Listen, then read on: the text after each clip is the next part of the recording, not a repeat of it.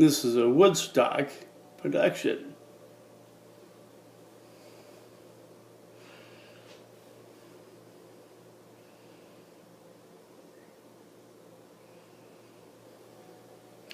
Hello folks, today we got another half video. This is series 3, starting right now. This is known as a Stetson hat. As you can see clearly, Stetson.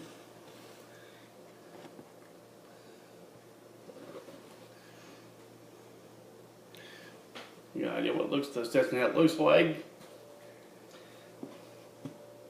There, that's better. Now what's in the front?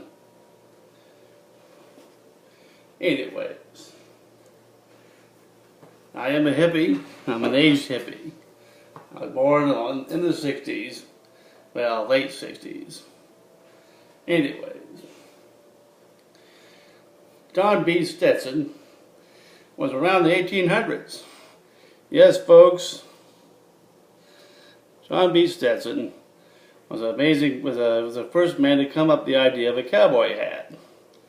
Cowboy hats have been around since early 1800s, but they really become famous as we know they are today. Thanks to John B. Stetson, who was from New Jersey, believe it or not, from back east. He was from back. Sorry about that, folks. He was from back east.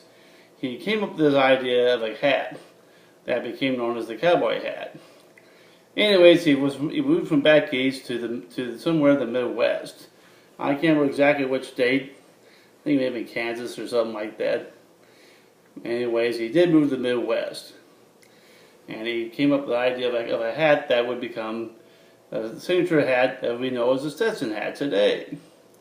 But John B. Stetson, amazing human being, had a beard. Yes, he had a beard. It wasn't maybe a long beard. It was kind of a groomed up, short beard. But John B. Stetson was the man that came up with the idea of having protection of your head. Of course, he got the idea from people of the past who also wore hats. But I thought about John B. Stetson hat today because I'll mention that. But today's is series 3. I also want to make sure something I didn't tell about before. The fact is, people have always thought, well, why do you wear that shirt and that hat that showed Trump on it? Well, I have to say, here's the man I voted for. And I did.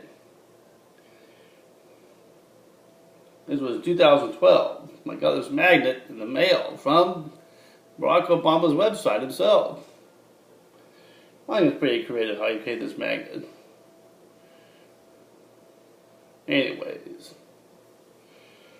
I know people might think that's crazy. Why would a person that wore a Trump shirt and a Trump hat? Well, I did that to make fun of the man. It wasn't like I really actually was completely a fan of his. I never was. There were some things I kind of liked about him, I admit. But personally, he's way out of control. He's lost his mind. Of course, he lost his mind before he got elected. During his campaign trail, Donald Trump was just going nuts, saying all kinds of very inflammatory stuff. And despite the fact of what happened in Charlottesville, I think it's horrible. What a horrible thing to happen. And I got family that came from that area in Albemarle County, Virginia. I'm saying it right. To all your Virginia folks, my heart goes out to you and what you're going through, and all your loved ones too. That guy that used that car, I think he should be to get a death sentence. What he did.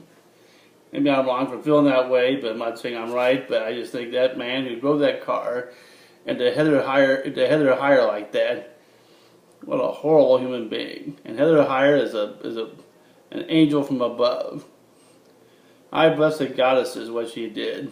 She stood up for what she believed in. She did what she had to. She was there to what she did. And I say, goddesses bless her for what she did. Anyways, back to the hat. I know I kind of ramble sometimes. Anyways, This is the Stetson hat again, as I'll say it again, folks. I don't see inside.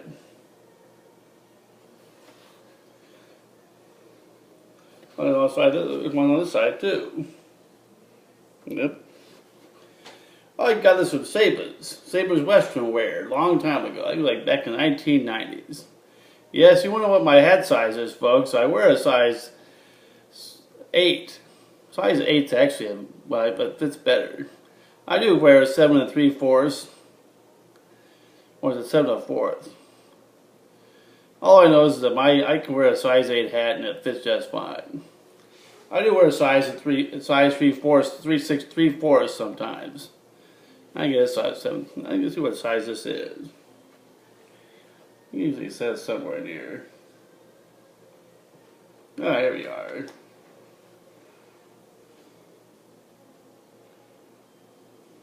Well, it's hard to read. Huh. Well, maybe I'll show it to you folks. You can see it in there somehow. Well, maybe not. Anyways, John B. Stetson was an amazing person. He had an amazing career in his hat company that he created, and became famous all over the Midwest. And then the sheriffs started wearing it. Of course, the bad people wore it too. You know, as John Bill Hancock, Jesse James. All that we know is the famous Outlaws. They wear Stetson hats. The people that we know is James Younger. He wore a Stetson hat. All the villains we know about that are famous now, and the famous Outlaws back then wore these hats. Of course, the people from back east who were trying to make the railroads in the Midwest, they didn't wear hats like this. The Pinkertons were bad folks. I don't like the Pinkertons. Never did like the Pinkertons. They had their own back east kind of hats. I like the wild outlaws of the past. Yeah, they were scoundrels. They did some pretty horrendous things. I'm not saying they didn't, but you can see why they did it. Some like Bill Hancock is kind of questionable sometimes, but I think most of the outlaws back then, they knew what they were doing and why they did it. I just want to let you know that I really do actually do support and dig it, and I feel bad that he left office. So all you Obama haters, oh well, I understand. But as for me, I am a card-carrying, actually I'm not a card-carrying. Yeah, I'm an aged cowboy hipster. That's probably what I look like. Anyways, let's know about John B. Stetson. I don't know a whole lot about the guy himself. I do know the fact he was from New Jersey. He moved to Kansas. I think it was Kansas.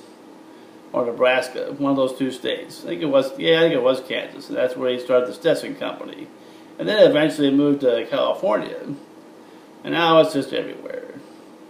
You don't see people wearing these hats anymore, which is kind of sad in a lot of ways. But, it was each their own. I understand that. Anyways, what else I going to do?